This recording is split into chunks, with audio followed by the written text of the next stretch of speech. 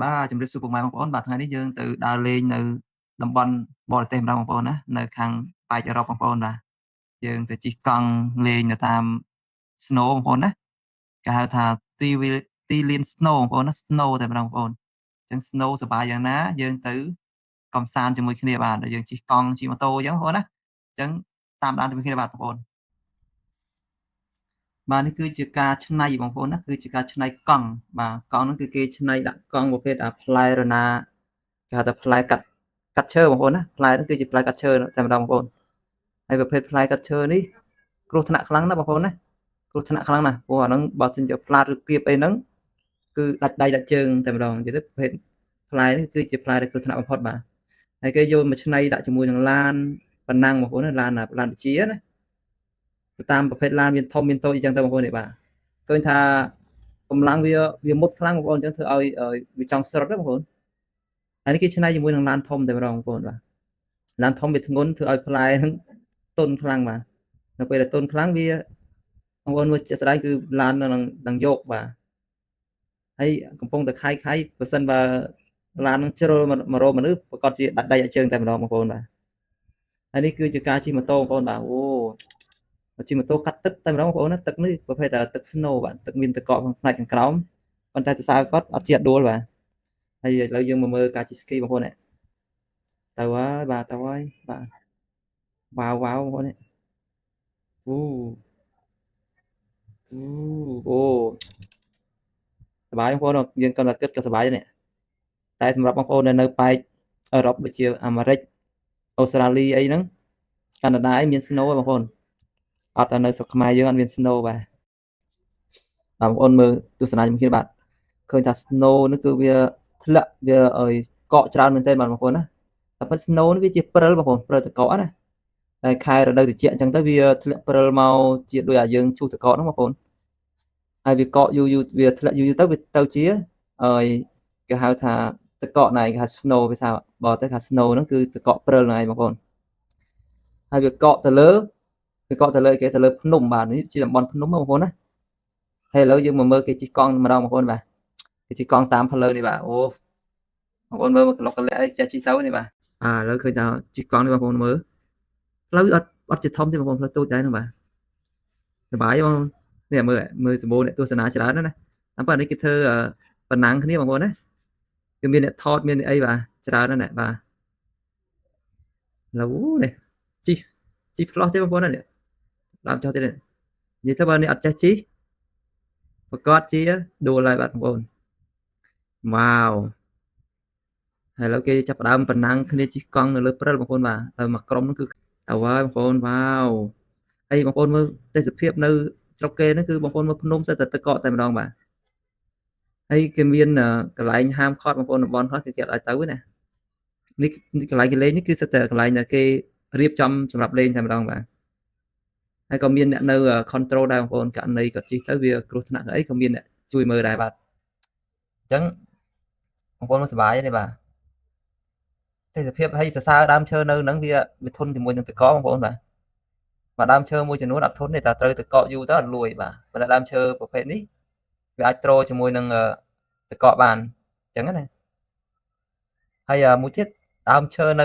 ស្រុកខ្មែរយើងប្រភេទខ្លះនិយាយទៅនៅស្រុកអាមេរិកក៏ដូចគ្នាដែរហើយមានរដូវកាលខ្លះបន្លែខ្លះគឺអត់មានហ្មងបាទដូចស្លឹកក្រូចស្លឹកអីអត់មានទេត្រូវព្រិលត្រូវទឹកកកវាត្រជាក់ខ្លាំងគឺអត់លួយអស់បាទអញ្ចឹងគេមានតាមរដូវកាលរដូវអត់ធ្លាក់ព្រិលបាទរដូវក្តៅរដូវអីចឹងហ្នឹងគឺមានតែបើរដូវធ្លាក់ snow នេះគឺអត់លួយអស់ហើយបាទឥឡូវបងប្អូននេះអូវ៉ាវបងប្អូននេះទៅហើយតិចទៀតដឹងអ្នកឈ្នះហើយបងប្អូនមើលអ្នកណាអ្នកឈ្នះអ្នកណាចាញ់ចាំមើលបាទនេះបងប្អូនមើលជ្រែងបាទបងប្អូននោះឃើញបងប្អូនមានអ្នកនៅចំហៀងណាចាំជួយបាទ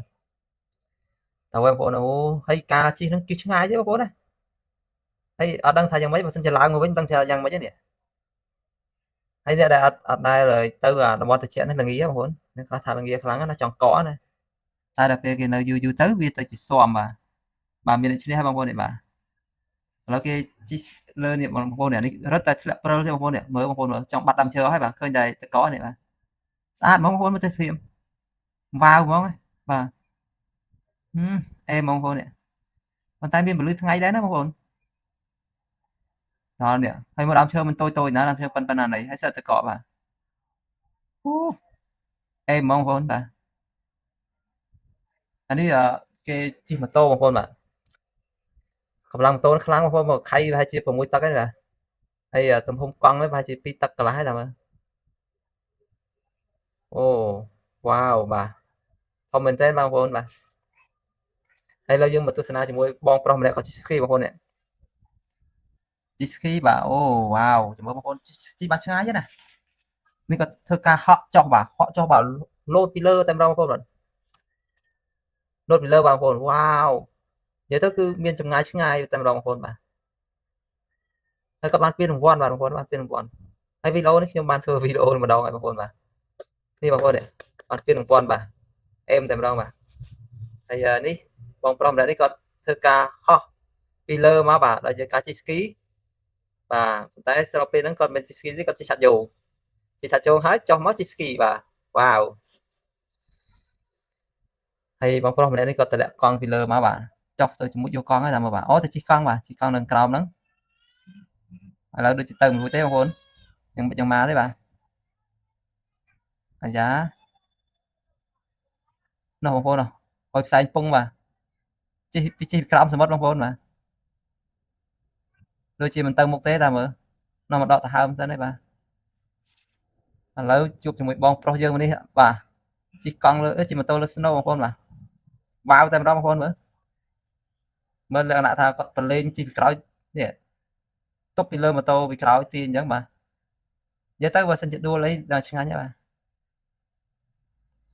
ឥឡូវជួបមួយបងប្រុសយើងម្នាក់នេះបាទជិះស្គីជិះម៉ូតូហោះបាទម៉ូតូក៏មានឆាត់មនុស្សក៏មានឆាត់បាទពិតជាអស្ចារ្យមែនទេបាទ